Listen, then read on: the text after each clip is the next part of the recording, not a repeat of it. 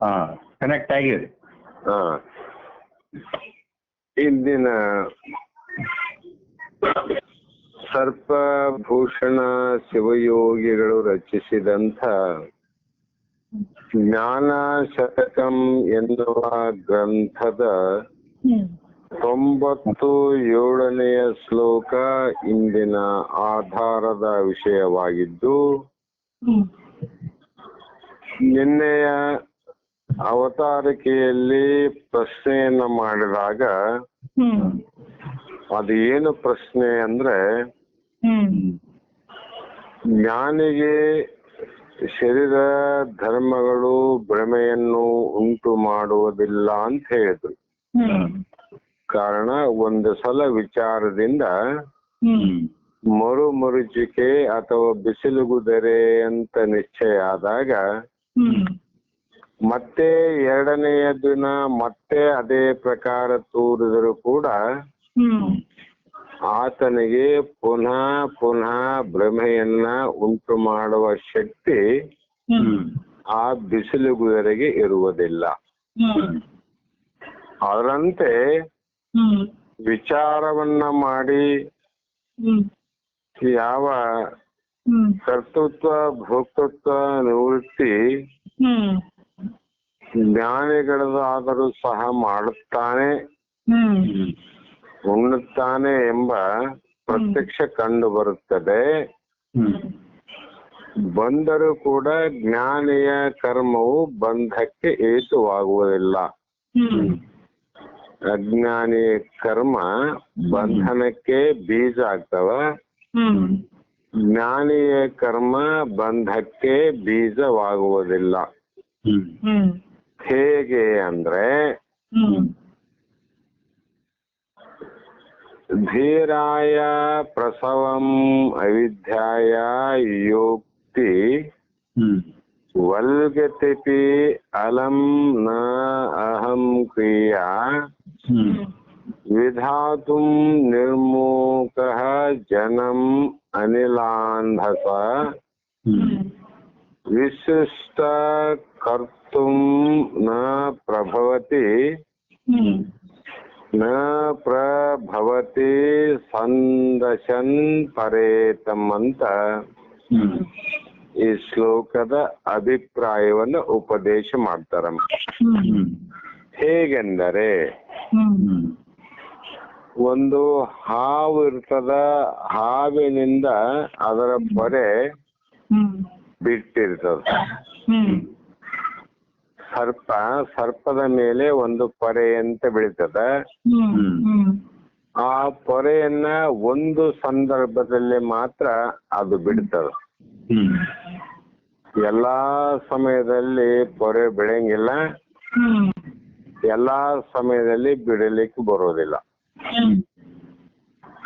ಅದು ಆ ಬಿಟ್ಟಂತ ಪೊರೆ ಏನದಮ್ಮ, ಹಾವಿನ ಪೊರೆ,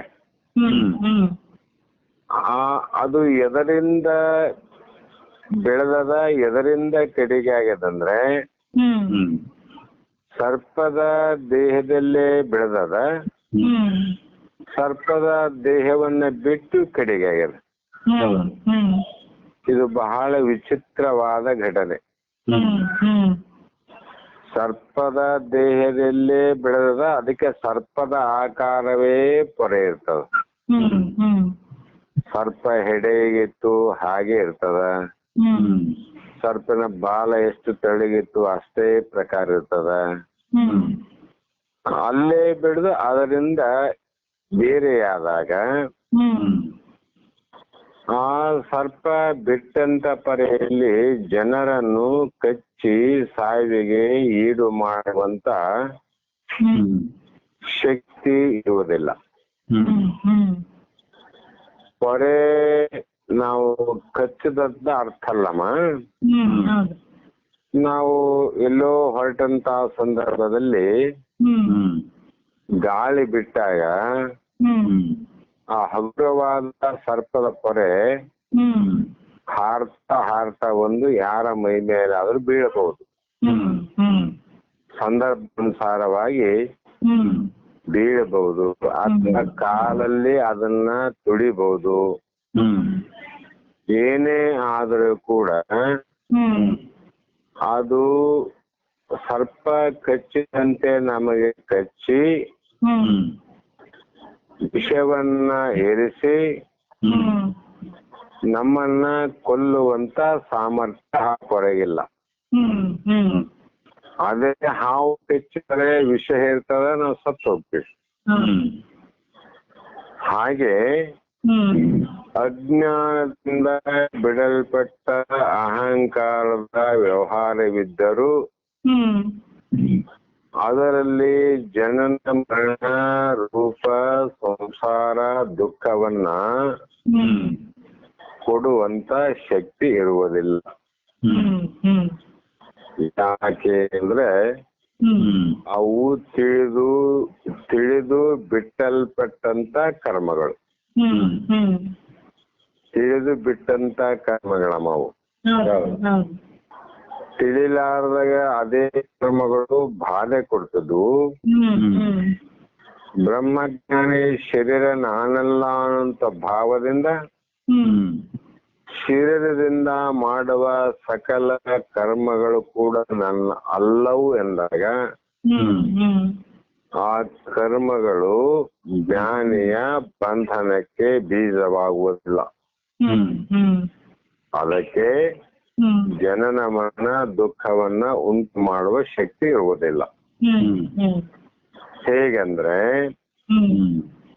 ಪೂರ್ಣ ಬ್ರಹ್ಮವ್ಯಕ್ತನಲ್ಲಿ ಬ್ರಹ್ಮಜ್ಞಾನಿಯಲ್ಲಿ ನಾನು ಮಾಡುತ್ತೇನೆ, ನಾನು ಮಾಡಿದ್ದನ್ನ ಉಣ್ಣುತ್ತೇನೆ ಎಂಬ ಅಹಂಕಾರವು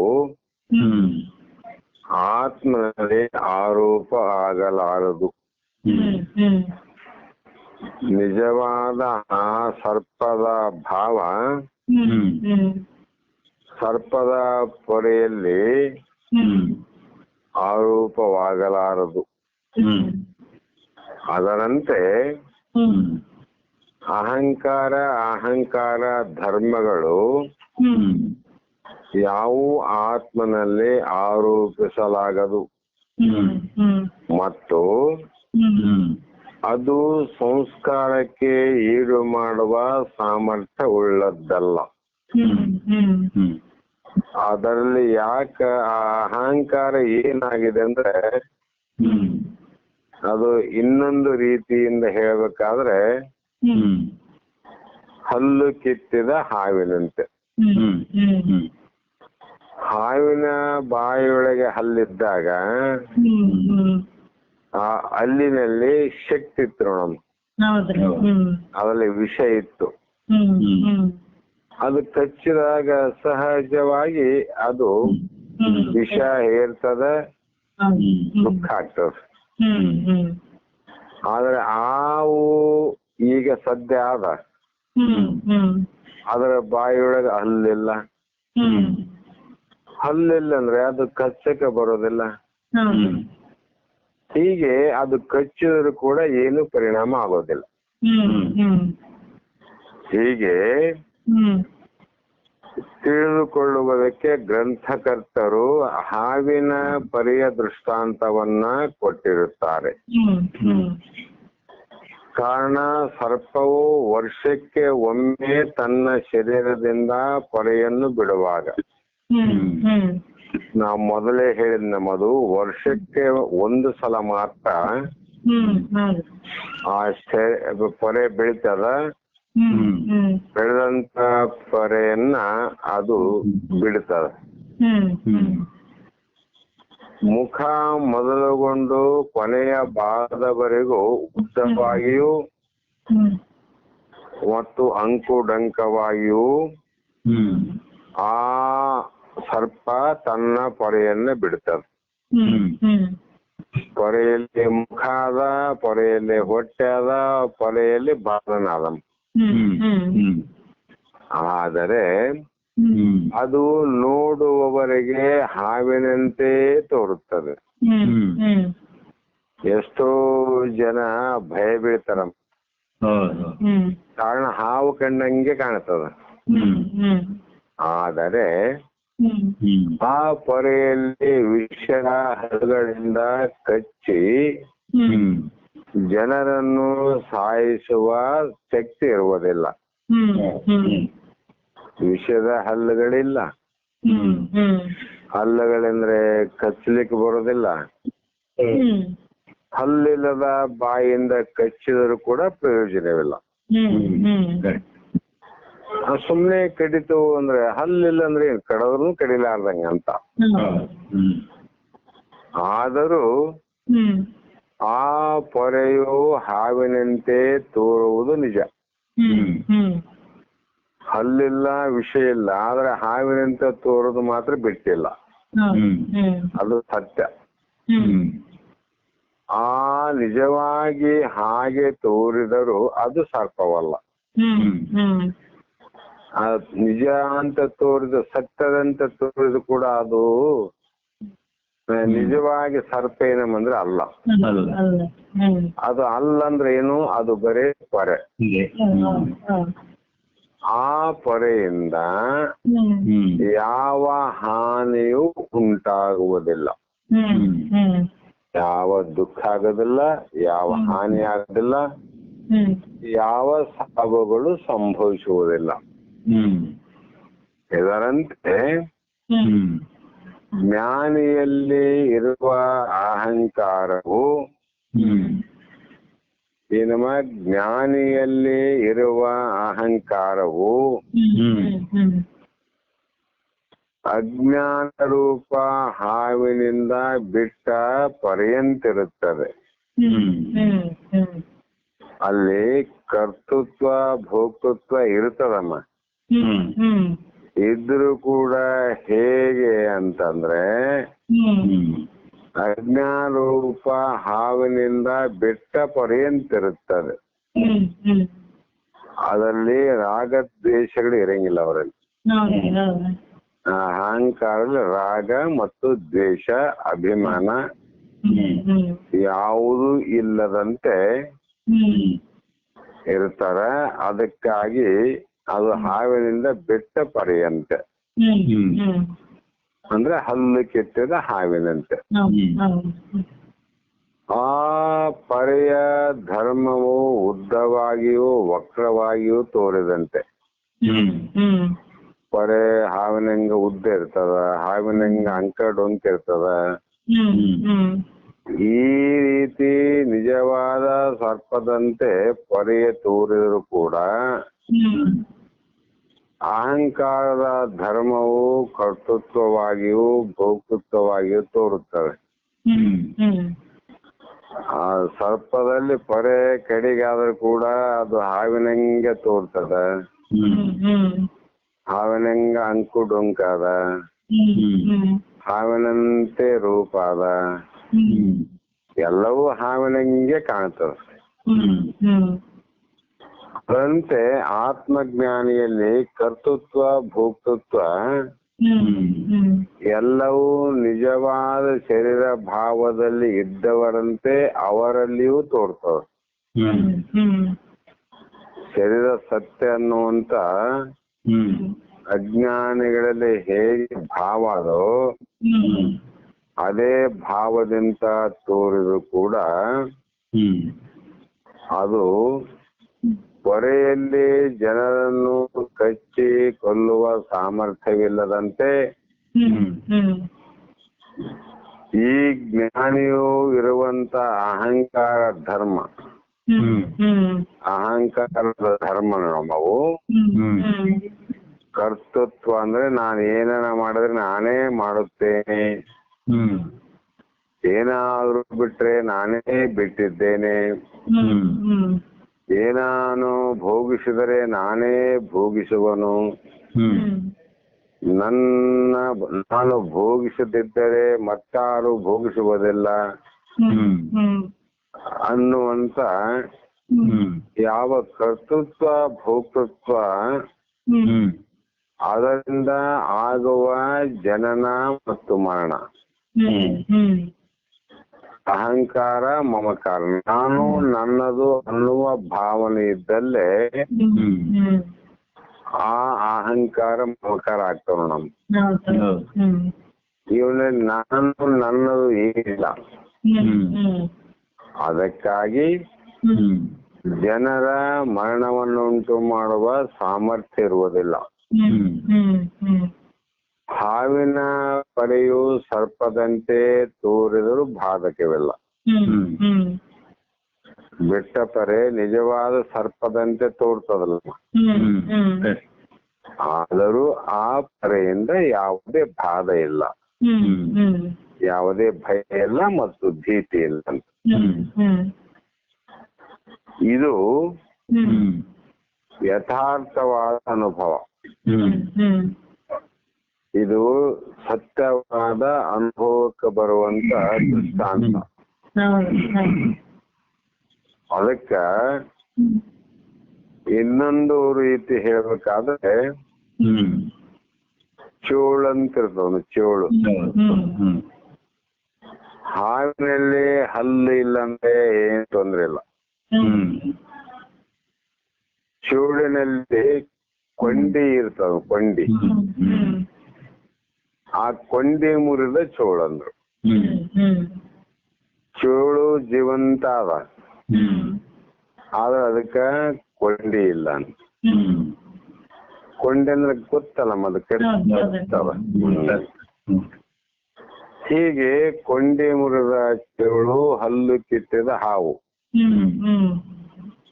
ಯಾರಿಗೂ ಬಾಧೆಯನ್ನು ಉಂಟು ಮಾಡದೆಂಬ ನಾನ್ ನೋಡಿ.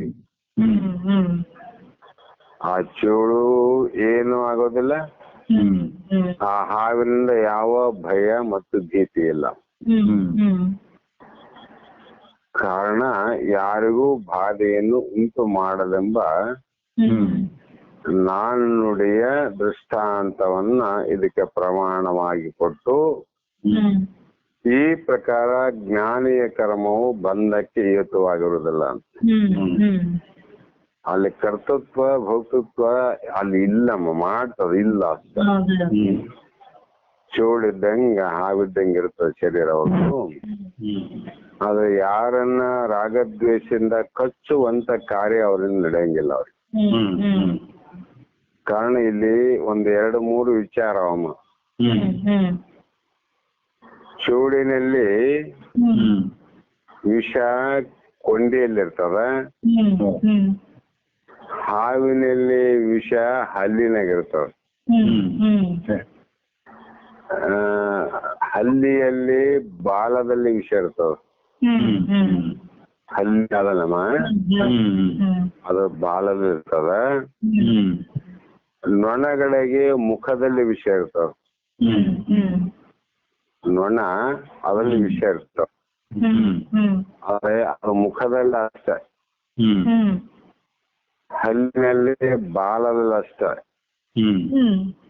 ಹಾವಿನಲ್ಲಿ ಹಲ್ಲಿನಲ್ಲಿ ಅಷ್ಟೇ, ಚೋಳಿನಲ್ಲಿ ಕೊಂಡಿಯಲ್ಲಿ ಅಷ್ಟೇ. ಅವು ನಾಶ ಆದಂದ್ರೆ ಅವು ಇದ್ರೂ ಕೂಡ ಏನ್ ಧಕ್ಕೆ ಇಲ್ಲ. ಒಂದೊಂದು ಜೀವಿಗಳಿಗೆ ಒಂದೊಂದು ಭಾಗದಲ್ಲಿ ವಿಷ ಇರ್ತದೆ. ಅಜ್ಞಾನಿಗೆ ಮೈ ತುಂಬಾ ವಿಷ ಅಂತಾರ ಅವ್ರು. ದುರ್ಜನರಿಗೆ, ದುಷ್ಟರಿಗೆ, ಅಜ್ಞಾನಿಗೆ ಮೈ ತುಂಬಾ ವಿಷ ಅವ್ರಿಗೆ.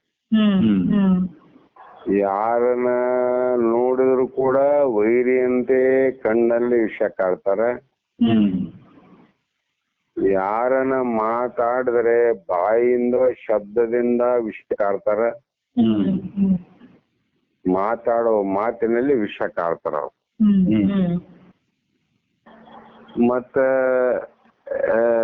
ಮನಸ್ಸಂತೂ ಬಹಳ ವಿಷವಾಗಿರ್ತಾವ. ಅಂದ್ರೆ ಈ ದುರ್ಜನರಿಗೆ ಇಂತಹ ಭಾಗದಲ್ಲಿ ಹೇಳಕ್ ಬರಂಗಿಲ್ಲ. ಕೈ ತುಂಬಾ ವಿಷ ಅವ್ರಿಗೆ. ಎಲ್ಲಾ ಇತ್ಯಾದಿಗಳಲ್ಲಿ ವಿಷಯವೇ ತುಂಬಿಕೊಂಡಿರ್ತಾವ. ಮತ್ತ ಇಂಥ ಅಜ್ಞಾನಿಗಳಂದ್ರೆ ಅವ್ರ ಸಂಘವನ್ನ ಹೇಗೆ ಮಾಡ್ಬೇಕಂತ. ಅದಕ್ಕೆ ಜ್ಞಾನಿಗಳು ಅವರ ಸಂಘವನ್ನ ಮಾಡೋ ಪ್ರಯತ್ನ ಮಾಡಲಿಲ್ಲ. ಅವ್ರ ಕಡೆ ಏನ್ ಕೆಲಸ ಅದ, ಮೈ ತುಂಬಾ ವಿಷಯನೇ ತುಂಬಿಕೊಂಡಿರ್ತಾರೆ. ಹಾಗಾಗಿ ಈ ನಾಲ್ಕು ಹೇಳಿದ ವಿಷಯಗಳನ್ನು ನಂಬಬಹುದು. ಈ ವಿಷ ಜಂತುಗಳು ಏನಾವ ಮಾನವ ಶರೀರದಲ್ಲಿ ವಿಷ ಜಂತುಗಳಂತ ಕರಿತಾರೆ ಇವ್ರಿಗೆ. ಎಲ್ಲಿ ನೋಡಿದ್ರು ಕೂಡ ಕಾಮ, ಕ್ರೋಧ, ಇವೆಲ್ಲ ಮದ, ಮತ್ಸರ ಇವೆಲ್ಲ ತುಂಬಿಕೊಂಡವರನ್ನ ನಂಬಕ್ ಬರಂಗಿಲ್ಲ ಅಂತ. ಅಂದ್ರೆ ಒಬ್ಬ ಸದ್ಗುಣಿ ಆಗ್ಲಿಲ್ಲ ಅಂದ್ರೆ ಒಬ್ಬ ದುರ್ಗುಣಿಯ ದೇಹ ಕಾಣ್ತದ, ದೇಹದ ಒಳಗೆ ಹಂಗಿರ್ತದ ಬರೇ ವಿಷ ಅಂತ. ಅದನ್ನ ಕಿತ್ತಿ ಹಾಕಿದ್ರೆ ಏನಾಗ್ತವ, ಇದ್ರೂ ಕೂಡ ಅದರಿಂದ ಬಾಧಕವಿಲ್ಲ. ಅದಕ್ಕೆ ಮಹಾತ್ಮರು ದೇಹ ಒಂದೇ, ಒಂದು ದೇಹಕ್ಕೆ 5 ಎಡೆಯುಂಟು, ಆ 5 ಎಡೆಯಲ್ಲಿ ಹಲ್ಲುಗಳು 2 ಉಂಟು. ಆ ಹಲ್ಲುಗಳಿಂದ ಕಚ್ಚಿಸಿಕೊಂಡು ಸತ್ತ ಹೆಣಗಳನ್ನೇ ಕಂಡೆ ಗುಹೇಶ್ವರ ಅಂತ ಅಲ್ಲಮ ಪ್ರಭುದೇವರು ಒಂದ್ ಕಡೆ ಸುಮ್ಮನೆ 2 ಮಾತು ಹೇಳ್ತಾರ. ನಾವು 5 ಹೆಡೆಯ ಸರ್ಪವನ್ನ ನೋಡಿಲ್ಲ. 1 ಹೆಡೆ ಇಲ್ಲ 2 ಹೆಡೆ ಇರ್ತಾವ. ಕೆಲವು ಮಣ್ಣು ಮುಕ್ಕಿನ ಹಾವಂತ ಇರ್ತಾವಮ್ಮ, ಅದಕ್ಕೆ 2 ಕಡೆ ಹೆಡೆ ಇರ್ತಾವ. ಉಳಿದ ಹಾವುಗಳು, ಸರ್ಪಗಳು 1 ಹೆಡೆಯನ್ನು ನಾವು ಕಂಡವರು. 5 ಹೆಡೆ ಅನ್ನುವಂಥದ್ದು ಬರೀ ಚಿತ್ರದಲ್ಲಿ ನೋಡಿ ಎಲ್ಲರೂ ವಿನ ನಿಜದಲ್ಲಿ ನಾವು ಇಲ್ಲಿವರೆಗೂ ನೋಡಿಲ್ಲ. ಆದ್ರೆ ಅಲ್ಲಮ ಪ್ರಭುದೇವರು ಯಾವುದಕ್ಕೆ 5 ಹೆಡೆ ಅಂತ ಬೋಧ ಮಾಡಿದ್ರಂದ್ರೆ, ದೇಹ ಒಂದೇ, ಶರೀರ ಒಂದೇ ಅಂತ್ರಿ. ಆ ಒಂದು ಹಾವಂದ್ರೆ ಒಂದೇ ಶರೀರ ಇರ್ತದ, ಹೆಡೆ ಮಾತ್ರ 5 ಇರ್ತಾವಂತ ರೋಚಕವಾಗಿ. ಈ ಲಕ್ಷಾರ್ಥವಾಗಿ ವಿಚಾರ ಮಾಡಿದ್ರೆ ದೇಹ ಅನ್ನುವಂಥದ್ದೇ ಒಂದು, ದೇಹವೇ ಒಂದು ಶರೀರ. ಇದಕ್ಕ 5 ಹೆಡೆ ಉಂಟು ಅಂತ ಹೇಳ್ತಾರೆ. 5 ಹೆಡೆ ಯಾವುವು ಅಂದ್ರೆ ಶ್ರೋತ್ರ, ತ್ವಕ್ಕು, ಜಿಹ್ವೆ, ನೇತ್ರ, ಗ್ರಹಣ ಅಂತ. ಇವು ಜ್ಞಾನೇಂದ್ರಿಯಗಳು ಏನು 5 ಅವಲ್ಲಮ್ಮ. ಒಂದು ಶ್ರೋತ್ರ ಅಂದ್ರೆ ಕಿವಿ, ನೇತ್ರ ಅಂದ್ರೆ ಕಣ್ಣು, ಜಿಹ್ವೆ ಅಂದ್ರೆ ನಾಲಿಗೆ, ಮತ್ತೆ ಗ್ರಹಣ ಅಂದ್ರೆ ನಾಸಿಕ ಮತ್ತು ಸ್ಪರ್ಶ. ಇವು 5 ಹೆಡೆಗಳು ಅಂತ ಮಹಾತ್ಮರು ರೋಚಕವಾಗಿ ಹೇಳ್ಯಾರ. ನಮ್ಮಲ್ಲಿ 5 ಹೆಡೆಗಳ ಒಂದೊಂದು ಎಡೆ ಅಂದ್ರೆ ಒಂದೊಂದು ವಿಷಯಕ್ಕಾಗಿ ಅವು ತಮ್ಮ ಪ್ರಯತ್ನವನ್ನು ಮಾಡ್ತಾವ. ನಮ್ಮ ಕಣ್ಣು ರೂಪವನ್ನ ಕಚ್ಚುತ್ತವ, ಕಿವಿ ಶಬ್ದವನ್ನ ಕಚ್ಚುತ್ತವ, ನಾಲಿಗೆ ರುಚಿಯನ್ನ ಕಚ್ಚಬೇಕಂತವ, ಆಮೇಲೆ ನಾಸಿಕ ವಾಸನೆಯನ್ನ ಕಚ್ಚುವ ಪ್ರಯತ್ನ ಮಾಡ್ತದ, ಚರ್ಮ ಇದು ಸ್ಪರ್ಶ ಮಾಡುವ ಕೆಲಸವನ್ನ ಮಾಡ್ತಾವ. ದೇಹ ಒಂದು 5 ಎಡೆ ಅಂತ ಇದಕ್ಕೆ ಹೇಳಿದ್ರು. ಜ್ಞಾನೇಂದ್ರಿಯ 5 ಎಡೆಗಳು. ಈ ಎಳೆಗಳಲ್ಲಿ 2 ಹಲ್ಲುಗಳು. 2 ಹಲ್ಲು ಯಾವುವು ಅಂದ್ರೆ ಕಾಮ ಮತ್ತು ಕ್ರೋಧ ಅನ್ನುವಂಥದ್ದು 2 ಹೆಡೆಗಳು. ಕಾಮ್ ಅಂದ್ರೆ ಬೇಕನ್ನುವುದು, ಕ್ರೋಧ ಅಂದ್ರೆ ಬೇಡ ಅನ್ನೋದು. ಅನುಕೂಲ ಮತ್ತು ಪ್ರತಿಕೂಲ, ಪ್ರಿಯ ಮತ್ತು ಅಪ್ರಿಯ. ಇವು ಎರಡರಲ್ಲಿ ಎರಡು ಹಲ್ಲಿನಿಂದ ಬರೇ ಕಚ್ಚೋದು ಅಂತ ಅವನ್ನ ಪಡಿಬೇಕಂತ ಪ್ರಯತ್ನ ಮಾಡ್ತಾನೆ. ಇಂಥ ಹಲ್ಲುಗಳಿಂದ ಕಚ್ಚಿಸಿಕೊಂಡಂತ ಈ ಎರಡೂ ಬೇಕು ಬೇಡ ಅನ್ನುವಂತ ಎರಡು ಅಹಂಕಾರ ಮಮಕಾರ, ಬೇಕು ಬೇಡ, ಇವೇ ಹಲ್ಲುಗಳಿಂದ ವಿಷಯಗಳನ್ನ ಕಚ್ಚಿ ಕಚ್ಚಿ ಕಚ್ಚಿ ಸತ್ತ ಹೆಣಗಳನ್ನೇ ಕಂಡೆ ಅಂದ್ರು ಅವ್ರು. ಜಗತ್ತಿನಲ್ಲಿ ಅವರ ದೃಷ್ಟಿಯಲ್ಲಿ ಹೆಣಗಳಿದ್ದಂಗಂತೆ. ಏನಾದಲ್ಲಿ ಶಬ್ದದಲ್ಲಿ ಏನಿಲ್ಲ, ಸ್ಪರ್ಶದಲ್ಲಿ ಏನಿಲ್ಲ, ರೂಪದಲ್ಲಿ ಏನಿಲ್ಲ, ರಸದಲ್ಲಿ ಏನಿಲ್ಲ, ಗಂಧದಲ್ಲಿ ಏನಿಲ್ಲ. ಆದರೆ ಇವೇ ವಿಷಯಗಳಿಗೆ ಕಚ್ಚಿ ಕಚ್ಚಿ ಕಚ್ಚಿ ಕಚ್ಚಿ ಎಷ್ಟೋ ಜನ್ಮಗಳಲ್ಲಿ ಹೆಣದ ರಾಶಿಗಳನ್ನೇ ಕಂಡೆ ಅಂದ್ರು. ಒಬ್ರ ಇಬ್ರ ಎಷ್ಟು ಲೋಕದಲ್ಲಿ ಎಲ್ಲಾ ಜೀವಿಗಳು ಅಂಥವರನ್ನ ಕಚ್ಚಿಸಿಕೊಂಡವರನ್ನ ಕಂಡೆ ಅಂತ ಅವರು ಬಹಳ ಚಂದವಾಗಿ ಹೇಳ್ತಾರೆ. ಅದೇ ಪ್ರಕಾರವಾಗಿ ಇಲ್ಲಿ ಉರಗತಾಂ ಬಿಟ್ಟಂತ ಪರೆಗೆ ಜನರಂ ಕಚ್ಚಿ ಮರಣಗೊಳಿಸುವ ಶಕ್ತಿ ಎಂತಿಲ್ಲ. ಉರಗ ಅಂದ್ರೆ ಸರ್ಪ, ಅದು ಬಿಟ್ಟಂತ ಒಂದು ಪರೆ. ಆ ಪರೆ ಜನರಂ ಕಚ್ಚಿ ಮರಣಗೊಳಿಸುವ ಶಕ್ತಿ ಇಲ್ಲ. ಅಂತೆಯೇ ಅಂದ್ರೆ ಅದರಂತೆ ವರ ಮುಮುಕ್ಷು, ಇಲ್ಲಿ ಯಾರು ಹೇಳಿದ್ರಮ್ಮ? ವರ ಮುಮುಕ್ಷು ಅಂದ್ರೆ ತೀವ್ರ ಮುಮುಕ್ಷು ಅಂತ ಅರ್ಥ ಮಾಡ್ಬೇಕಮ್ಮ. ವರ ಮುಮುಕ್ಷುಗೂ ಮುಮುಕ್ಷು ವ್ಯತ್ಯಾಸ ಇದೆ. ಸಾಧನ ಮಾರ್ಗದಲ್ಲಿ ಹೋಗುವಾಗ ಸಮಸ್ಯೆ ಬಂತು ಅಂದ್ರೆ ಇವನು ಹಿಂದಕ್ಕೆ ಬರೋವನು ಮುಮುಕ್ಷಮ. ಅವನು ಮೋಕ್ಷ ಆಪೇಕ್ಷ ಅದ, ಆದ್ರೂ ಕೂಡ ಅಲ್ಲಿ ತನ್ನ ಏನಾದ್ರೂ ಕಷ್ಟಗಳು ಬಂದು ಇದ್ದಾಗ ಅವನು ವಾಪಸ್ ಬರ್ತಾನ. ಇವನು ಮುಮುಕ್ಷು.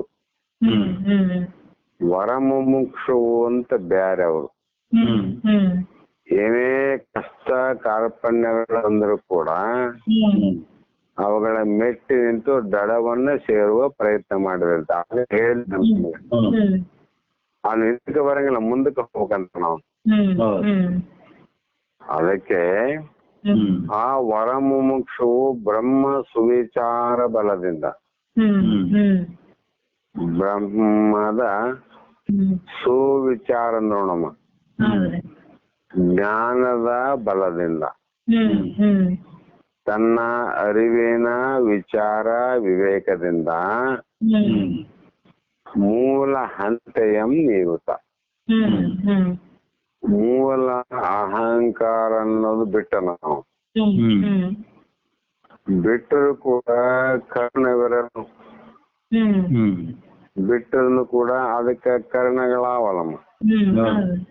ಬಾಯಾದ, ವಕ್ರಾದ, ಇನ್ನ ಹೊಟ್ಯಾದ, ನಂತರ ಇತ್ತಾವ ಕರ್ಣವಿರಲು. ಆ ಕರ್ಣದಲ್ಲಿ ಕರ್ತೃತ್ವವೆಂಬುದು ಇರಲಿಕ್ಕ, ಕರ್ತತನ ಎಂಬುದು ಇರಲಿಕ್ಕೆ, ಆ ಕರ್ತತನಕ್ಕೆಂದಿಗೂ ಪರಿಭವಕ್ಕೆ ಗುರಿ ಮಾಪ ಶಕ್ತಿ ಇಲ್ಲದು. ಸ್ವಾನುಭವ ಸಿದ್ಧವಾದಂತ ವಾಕ್ಯ ಇದು ತಿಳಿ ಅಂತ. ಶರೀರ ಆದ, ಅಲ್ಲೆಲ್ಲವೂ ಆದ, ಅವನು ಕೂಡ ನಾನು ಅಂತ ನನ್ನದು ಅಂತ ನೋಡ್ರಿ. ಅದು ಅಜ್ಞಾನಿಯಲ್ಲಿ ನಾನು ನನ್ನದು ಅನ್ನುವಂತ ಮೂಲ ಅಹಂಕಾರದಲ್ಲಿ ರಾಗದ್ವೇಷಗಳು ಏನಾವಮ್ಮ? ಅಹಂಕಾರ ಮಮಕಾರ